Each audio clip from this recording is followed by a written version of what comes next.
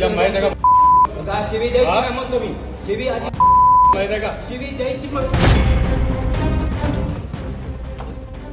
बीडमध्ये एका आश्रमशाळेच्या संस्थाचालकाची कथित गुंडगिरी समोर आली आहे. शासकीय कार्यालयातच महिला कर्मचाऱ्याच्या पतीला शिवीगाळ करत मारहाण करण्यात आल्याचा धक्कादायक प्रकार घडला असून या घटनेचा व्हिडिओ सोशल मीडियावर व्हायरल झाला आहे. या प्रकरणामुळे जिल्ह्यात एकच खळबळ उडाली आहे. अंतर्वन पिंपरी तांडा येथील आश्रमशाळेत स्वयंपाकी म्हणून कार्यरत असलेल्या सुरेखा चव्हाण यांनी संस्थाचालक दिनेश लाला पवार यांच्यावर गंभीर आरोप केले आहेत.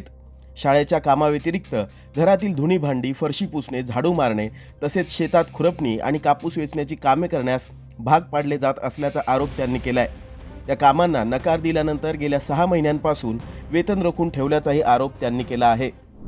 सुरेखा विष्णू चव्हाण आश्रमशाळा पिंपरी तांडा येथे दिनेश लालाजी पवार यांच्या संस्थेवर काम करते. स्वयंपाकी पदावर काम करते. ते म्हणते की रानात कामाला या, घरी कामाला या, त्याच्यामुळं मी नकार दिला. तर ते म्हणते तुझी पगार काढल्या जाणार नाही, त्याच्यामुळं माझी पगार बंद केली. त्याच्यामुळं माझे पती आलते ऑफिसला आलते तिथं संस्थाचालक दिनेश लालाजी पवार हे आलते आणि ते येऊन शिव्यागाळ केले आणि तिथं मारामारी केली आणि त्यांना मारलं. 2-3 आपले मारले. पगार बंद केली. आम्हाला घरी न कामाला जाण्यामुळं पगार बंद केली आणि रानात कामाला पाठवते, त्याच्यामुळं पगार बंद केली. आणि ते म्हणले की तुझी पगार काढल्या जाणार नाही, घरी कामाला यावं लागन आणि रानात कामाला जावं लागन. रानात खुरपायला लावते, कापूस वेचायला लावते. उन्हाळ्याच्या सुट्ट्यात ऊस खुरपायला जा म्हणते आणि कापूस खुरपायला जा म्हणते. दिवाळीच्या सुट्टीला कापूस वेचायला जा म्हणते आणि घरी स्वयंपाकाला कामाला या म्हणते. नाही काम केलं तर काय म्हणते? नाही काम केलं तर सही बंद करते. नाही काम केलं तर सही बंद करते आणि तुमची पगार काढणार नाही म्हणते. 8-9 लाख भरले होते, आणखीन 5-6 लाख मागणी आहे त्यांची. 5-6 लाख म्हणते. ते घरी काम करावं लागन, रानात काम करावं लागन. घरी काय काम करावं लागतं? घरी स्वयंपाक करावं लागतंय, धुणं धुवावं लागतंय, भांडी घासावं लागते, फरशी पुसावं लागते. आणि घरी कामाला येणार नाही म्हणल्यावर ते म्हणतात की पगार काढणार नाही, सही बंद करणार आहे तुमची, असं म्हणून दबाव देते. कोण देते नेमकं हे? दिनेश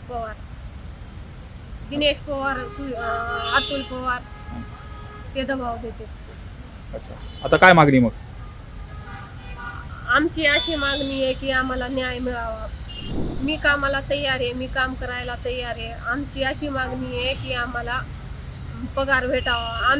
आम्ही अगोदर बी कर्ज काढून पैसे भरलेले शाळेत आणि 2-4 महिने पगार बंद असल्यामुळे बँकेवाले बी त्रास द्यायलेत आम्हाला. बँकेवाल्याच्या फोनवर फोन यायलेत आम्हाला. आज काय परिस्थिती, कुटुंब कसं चालतंय? आज ऑफिसला आलतो. कुटुंबाची परिस्थिती फार कठीण चालली आहे. आम्ही कष्ट करून खातो, आम्ही फार गरीब आहे.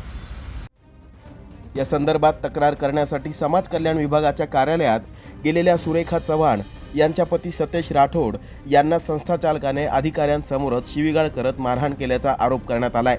या घटनेचा व्हिडिओ समोर आला असून संबंधित प्रकरणी शिवाजीनगर पोलीस ठाण्यात गुन्हा दाखल करण्यात आला आहे. सर, मी आज 11-11:30च्या दरम्यान समाज कल्याण ऑफिसमध्ये गेलतो.